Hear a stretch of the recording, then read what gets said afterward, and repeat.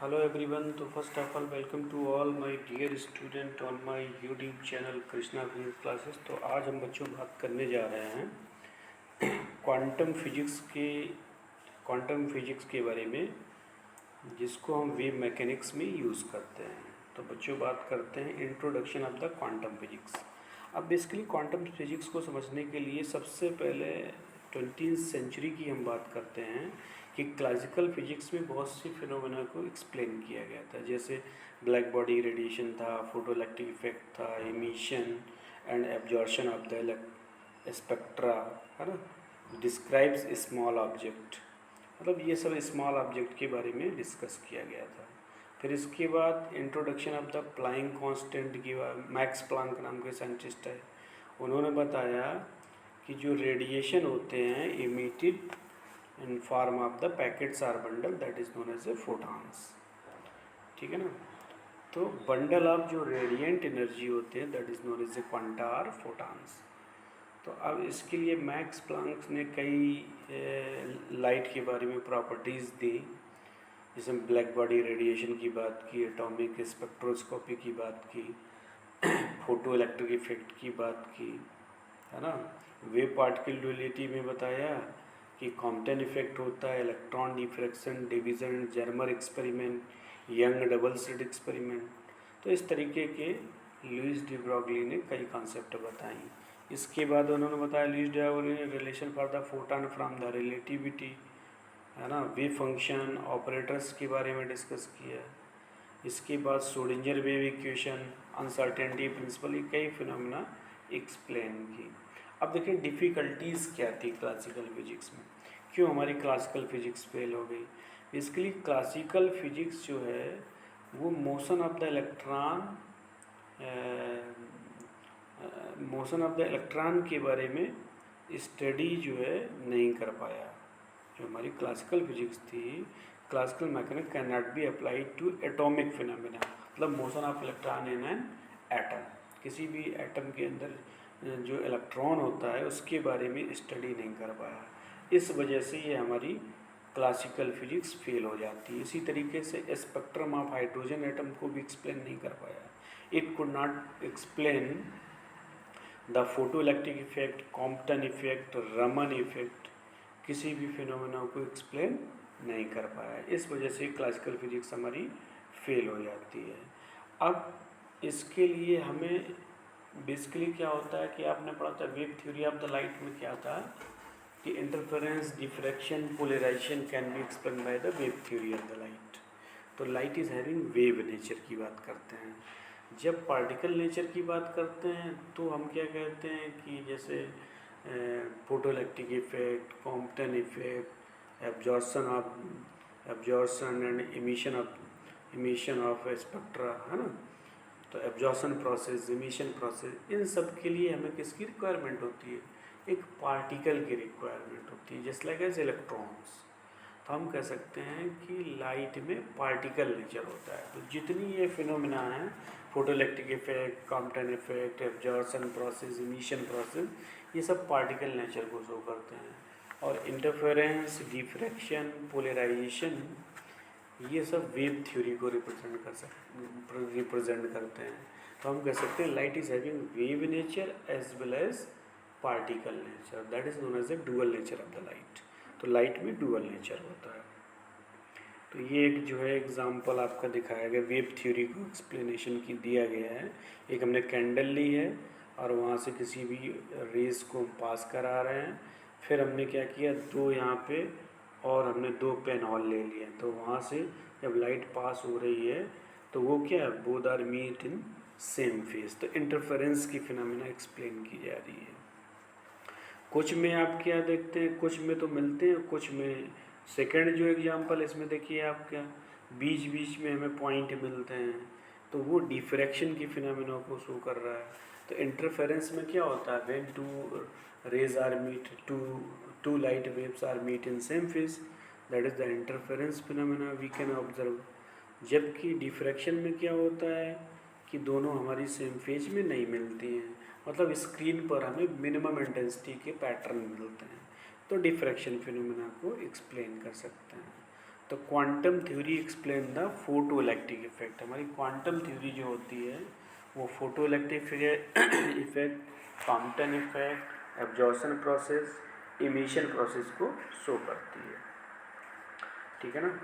अब according to Einstein ने क्या बताया कि लाइट जो होती है travel in the form of the packets or bundle that is known as a photons, है ना।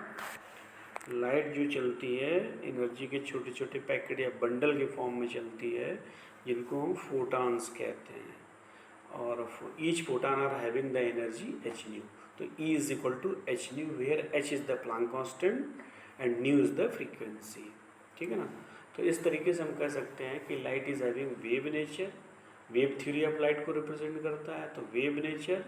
और पार्टिकल क्यों, चूँकि photoelectric effect Compton effect के फिनोमेना को एक्सप्लेन करता है, तो light is having wave nature as well as particle nature, that is known as the dual nature of the light. तो ये इतना, इसी को हम इस में मतलब dual nature of the light को की जो प्रॉपर्टी होती है उसको वेव पार्टिकल ड्यूअलिटी के नाम से जानते हैं। तो this is known as a wave particle duality. अब चलिए बच्चों, अब हम लुइस डी ब्रॉगली नाम के साइंटिस्ट आए। प्रिंस डी ब्रॉगली भी बोला जाता है इनको।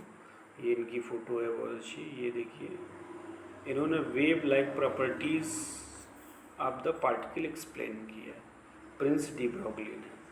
इन्होंने क्या बताया, लुइस डी ब्रॉगली की moving material particle surrounded by A wave whose wavelength depend on the mass of the particles and its velocity।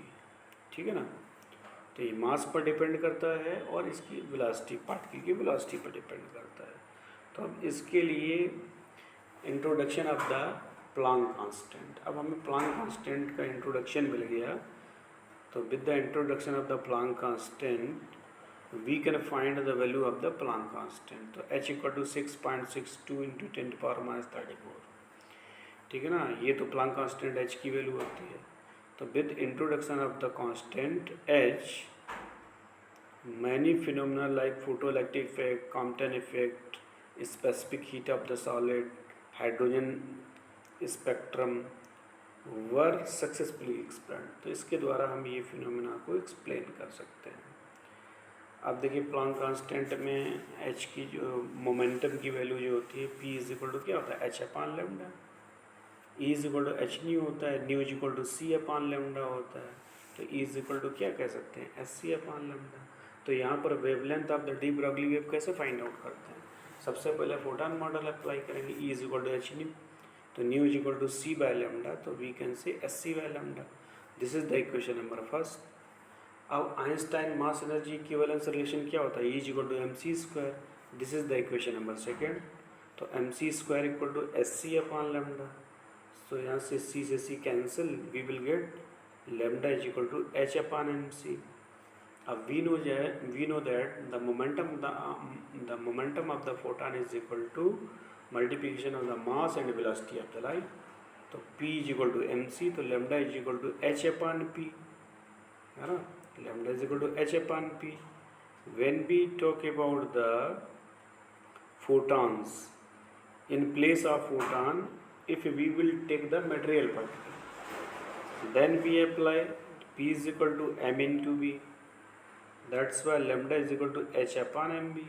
So we can find the formula for the wavelength. Lambda is equal to h upon mb. So this is the final formula for the wavelength. अब इसमें कई cases हैं। First case क्या है कि we know that the kinetic energy of the material particle of mass m moving with velocity is given by E is equal to half m v square.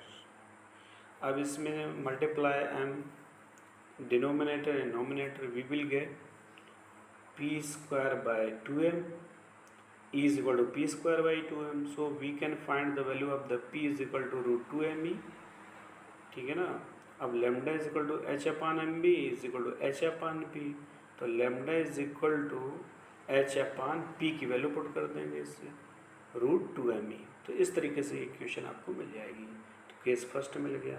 Case second में देखिएगा, according to kinetic theory of the gases, e is equal to क्या होता है, half m v square is equal to 3/2 k T होता है। तो यहाँ से लेमडा की वैल्यू निकालेंगे, तो यहाँ से लेमडा की वैल्यू क्या निकलेगी, h/√3m के टी निकल आएगी। क्योंकि यहाँ से क्या करेंगे, e is equal to half m v square equal to 3/2 k T है, और यहाँ से m का मल्टीप्लाई कर दो, ऊपर p स्क्वायर समथिंग बन जाएगा, और लेमडा इक्वल टू h/p, और p की वैल्यू पुट कर देंगे यहाँ पे। तो इस तरीके से हम फाइंड आउट कर सकते हैं। Suppose an electron accelerated through potential difference of v volts, so ev is equal to half mv square. That's why multiply m square v square, multiply m both the side, we will get m square v square is equal to 2mev. तो mv is equal to √2me vb. अब lambda is equal to h/p, तो we can put the value of the mv, तो √2mev. अब what is the value of m, 9.10 to the power minus 31 kg. What is the value of E, 1.6 10 to the power minus 19 coulomb. What is the value of the Planck constant, h equal to 6.6 in 10 to the power minus 34 joule second. So we can put all these values and we will find the value of the wavelength lambda 12.27 upon √v angstrom. तो इस तरीके से हम इसकी wavelength की value calculate कर सकते हैं, और यही फाइनल इक्वेशन है। तो okay, thank you to all for watching my video. Please like and subscribe my YouTube channel Krishna physics classes. Thank you to all.